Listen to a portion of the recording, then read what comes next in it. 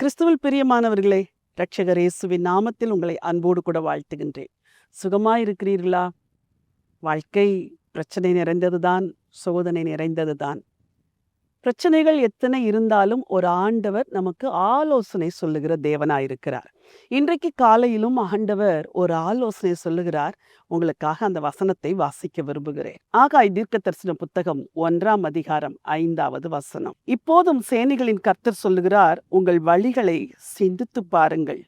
நீங்கள் திரளாய் விதைத்தும் கொஞ்சமாய் அறுத்து கொண்டு வருகிறீர்கள். இந்த வசனம் இஸ்ரவேல் ஜனங்களுக்கு ஆண்டவர் கொடுத்த வார்த்தை.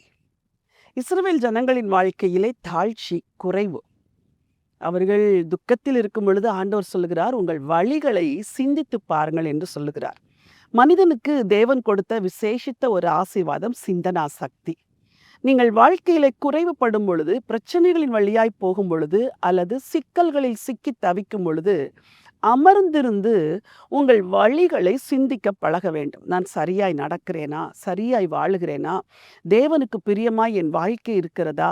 இந்த தோல்விக்கு என்ன காரணம்? இந்த பிரச்சனைக்கு எது காரணம் என்று உங்களையே நீங்கள் உய்த்து சிந்திக்க வேண்டும். இந்த அதிகாரத்தின் பின்பகுதியை படித்து பாருங்கள். நீங்கள் திரளாய் விதைத்தும் கொஞ்சமாய் கொண்டு வருகிறீர்கள். நான் உங்கள் கைப்பிரயாசங்களை ஆசீர்வதிக்கவில்லை என்று ஆண்டவர் சொல்லுகிறார். காரணம் என்ன? என் ஆலயம் கட்டப்படாதிருக்கும் பொழுது நீங்கள் உங்கள் சொந்த காரியங்களை பார்த்தீர்கள். ஆகவே என் ஆலயத்தை கட்டுங்கள், உங்களை ஆசீர்வதிப்பேன் என்று சொல்லுகிறார். பிரியமானவர்களே, பல வேளைகளில் கர்த்தருக்கடுத்த காரியத்தில் நீங்கள் கவனம் செலுத்தாமல், கர்த்தரோடு இருக்கிற உறவிலே நீங்கள் நிலைத்திருக்காமல், அதற்கு நேரம் ஒதுக்காமல், ஆண்டவரின் ராஜ்ய பணிக்கென்று நேரம் ஒதுக்காமல் சொந்த காரியங்களையே பார்த்து கொண்டிருக்கும் பொழுது கர்த்தர் சில வேளைகளில் அதை வாய்க்க பண்ணுவதில்லை. உங்களை குறித்து ஒரு பெரிய தெய்வீக திட்டம் இருக்கிறது, தெய்வீக நோக்கம் இருக்கிறது. அந்த திட்டத்தையும் நோக்கத்தையும் நிறைவேற்றுவதற்காகத்தான் கர்த்தர் உங்களை இந்த பூமிக்கு அனுப்பி கொடுத்தார். அதை மறந்துவிட்டு ஏதோ உலக வேலைக்காகவும், சம்பாத்தியத்துக்காகவும், பொருளுக்காகவும், வியாபாரம் தொழிலுக்காகவும் ஓடிக்கொண்டிருந்தால் உங்களை குறித்த திட்டம் நிறைவேறவில்லை என்று தன் கரத்தை எடுத்து விடுவார். அப்படி ஆண்டவரின் கரம் ஆசீர்வாதத்தை தராதிருக்கும் பொழுது உட்கார்ந்து வழிகளை சிந்தித்து பாருங்கள். ஏன் இப்படி நடந்தது? எதற்காக இது நடந்தது? ஆண்டவரே, நீர் என்னோடு கூட பேசும். நான் எதில் மாற வேண்டும்? என்னை எப்படி திருத்தி கொள்ள வேண்டும்? எனக்கு சொல்லித்தாரும் என்று வேதத்தை படித்து உங்கள் வாழ்க்கையை அதன் மூலமாய் சீர்தூக்கி பார்க்கும் பொழுது சீர்கேடுகளை கர்த்தர் உங்களை விட்டு விலக்குவார். அதன் பிறகு சிறந்த ஆசீர்வாதம் உண்டாகும்.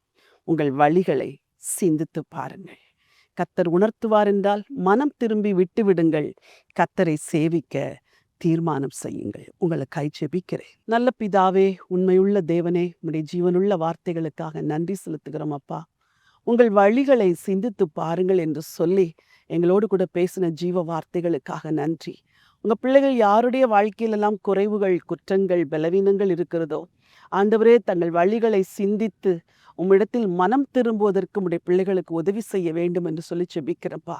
எவ்வளோ பிரயாசப்பட்டும் ஆசீர்வாதம் இல்லை, எவ்வளோ முயற்சி செய்தும் காரியங்கள் வாய்க்கவில்லை என்று யாரெல்லாம் கலக்கத்தோடு இருக்கிறார்களோ எல்லாவற்றையும் நிறுத்திவிட்டு உடைய பாதத்தில் அமர்ந்து தங்கள் வாழ்க்கையை உய்த்து ஆராய உடைய பிள்ளைகளுக்கு உதவி செய்ய வேண்டும் என்று சொல்லி ஜெபிக்கிறேன். குறைகளை ஆண்டவரே நீங்க நிவர்த்தி செய்கிற தேவன், தவறுகளை சுட்டி காட்டி திருந்துவதற்கு தருணம் கொடுக்கிற தேவன். உங்க பிள்ளைங்களுக்கு உதவி செய்யுங்க, ஆசீர்வதிங்க.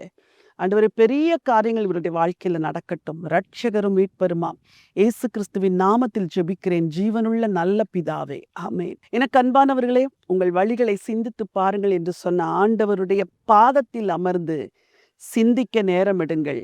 கர்த்தர் உணர்த்துவார். பெரிய காரியங்களை உங்கள் வாழ்க்கையில மீண்டும் செய்ய துவங்குவார். இந்த நம்பிக்கையோடு இந்த நாளை துவங்குங்கள். இந்த நாள் ஒரு வெற்றியின் நாள். God bless you.